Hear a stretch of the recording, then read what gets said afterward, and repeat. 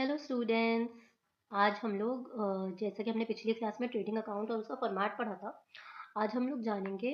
आज हम लोग कुछ क्वेश्चंस करेंगे, कुछ बहुत सिंपल क्वेश्चंस, जिससे आपके ट्रेडिंग अकाउंट का कॉन्सेप्ट और स्ट्रॉन्ग हो जाएगा।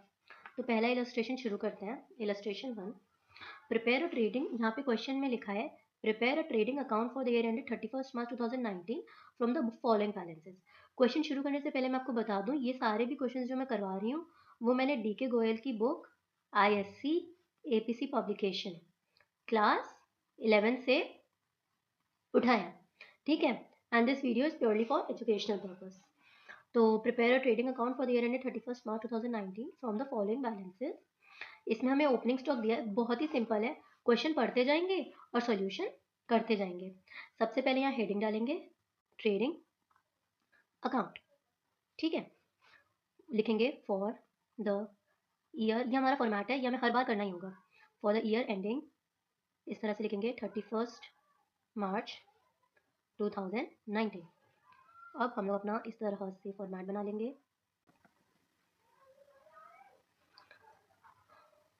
इस तरह से ये फॉर्मेट टी शेप में रहता है, ये तो सभी जानते होंगे।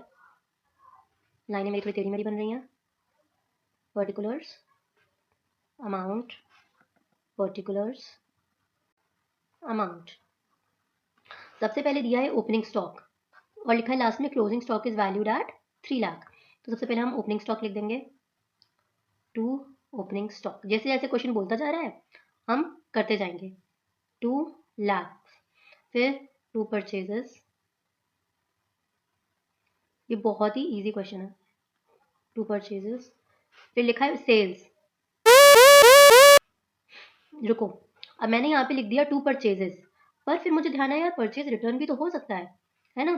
तो हमेशा हम परचेजेस को इधर नहीं लिखेंगे। हम हमेशा क्या करेंगे, सबसे पहले 2 परचेजेस लिखकर चेक कर लेंगे कि परचेज रिटर्न है कि नहीं। अगर परचेज रिटर्न है तो परचेजेस को हम लोग ऐसे यहाँ पे 10 लाख लिखेंगे अंदर, फिर लेस परचेज रिटर्न।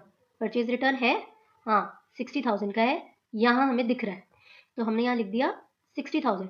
जो जो करते जाओ उसमें टिक लगाते जाना।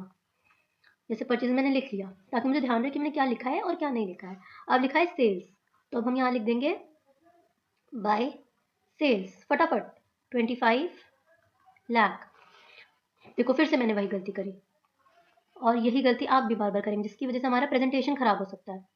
अब हम क्या करेंगे, बाय सेल्स को अंदर लिखेंगे, बाय सेल्स 25 लाख। आपका सेल्स रिटर्न है, हाँ सेल्स रिटर्न है, तो अब लिख देंगे less sales return. Sales return कितनी है, ये देखो यहाँ पे लिखा है 1 लाख, यहाँ लिख दो 1 2 3 4 5 1 लाख, ठीक है। अब क्वेश्चन बोल रहा है सेल्स हो गया, अब क्वेश्चन बोल रहा है फ्रेट, तो यहाँ लिखेंगे टू फ्रेट। फ्रेट कितना है, देखो 32,500, तो यहाँ लिख देंगे 32,500। फिर वैसे ही वेजेस, तो यहाँ आ जाएगा वेजेस। जो भी खर्चे हैं वो सब हम डेबिट करते जाएंगे और जो भी लाइबिलिटी, जो भी हमारी इनकम है वो हम क्रेडिट करते जाएंगे। To wages 1,50,000। फिर लिखा है फैक्ट्री लाइटिंग, ये भी हमारा एक्सपेंस है। और हमेशा चेक करते जाना कि सिर्फ डायरेक्ट एक्सपेंस ही डेबिट करना, कहीं गलती से इनडायरेक्ट एक्सपेंस ना डेबिट कर देना, क्योंकि डायरेक्ट एक्सपेंस ही ट्रेडिंग अकाउंट में जाता है। टू फैक्ट्री लाइटिंग, क्योंकि ये फैक्ट्री की लाइटिंग है, मैन्युफैक्चरिंग, फैक्ट्री में मैन्युफैक्चरिंग होती है, तो फिर ये डायरेक्ट एक्सपेंस हुआ। Factory lighting 54,000। Coal gas and water, ये सब भी हमारे फैक्ट्री में यूज होता है, तो ये भी यहीं आ जाएगा। To coal gas and water कितना है 11,000। अब हमारा ये सब एक्सपेंस हो गया, ये हो गया फ्रेट हो गया। अब है कैरेज ऑन परचेजेस, ये भी हमारा एक्सपेंस है, क्योंकि परचेजेस पर है एक्सपेंस इसलिए ये डायरेक्ट एक्सपेंस है। कैरेज ऑन परचेजेस कितना 40,000। कैरेज ऑन परचेजेस के बाद हमारा हो गया, अब आया कैरेज ऑन सेल्स, कितना है 50,000। अब देखो कैरेज ऑन सेल्स ये हमारा डायरेक्ट एक्सपेंस नहीं है, है ना, क्योंकि ये डायरेक्टली परचेजेस और मैन्युफैक्चरिंग से रिलेटेड नहीं है, इसलिए ये हमारा ट्रेडिंग अकाउंट में नहीं आएगा। फिर आया फैक्ट्री रेंट, क्योंकि ये फैक्ट्री का रेंट है इसलिए ये कहाँ आएगा, ट्रेडिंग अकाउंट में। टू फैक्ट्री रेंट कितना, 2,20,000। अब ये बोल रहा है टू ऑफिस रेंट, ऑफिस का रेंट है, बताओ क्या ये फैक्ट्री से रिलेटेड है? ऑफिस का रेंट बताओ क्या ये फैक्ट्री से रिलेटेड है? नहीं है, तो इसलिए ट्रेडिंग अकाउंट में नहीं जाएगा। अब लास्ट में क्लोजिंग स्टॉक कोई नहीं भूलेगा, क्योंकि ट्रेडिंग अकाउंट के बाहर लिखा होता है, इसलिए जनरली बच्चे लिखना भूल जाते हैं, पर आप लोग नहीं भूलेंगे। तो closing stock by closing stock कितना, 3 लाख, ठीक। और यहाँ पे हमने क्या लिखा था, 25 लाख, और सेल्स रिटर्न थी 1 लाख, तो ये कितना हुआ हमारा, 24 लाख। तो यहाँ पे लिख देंगे 24 लाख। सिमिलरली यहाँ पे परचेजेस थी 10 लाख की और परचेज रिटर्न था 60,000, तो ये हो जाएगा 9,40,000। अब हम लोग क्या करेंगे, इस साइड को टोटल करेंगे और इस साइड को टोटल करेंगे, देखेंगे कौन सी साइड ज़्यादा है हमारा, यानी प्रॉफिट हो रहा है या लॉस हो रहा है। प्रॉफिट हो रहा है तो डेबिट साइड आ जाएगा, लॉस हो रहा है तो क्रेडिट साइड आ जाएगा।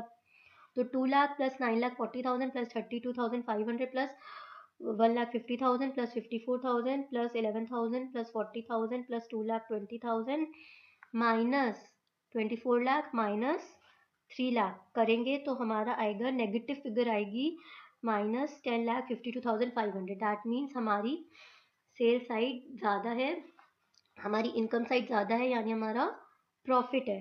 तो यहाँ लिख देंगे टू ग्रॉस प्रॉफिट कितना आया था, 10,52,500, ठीक है।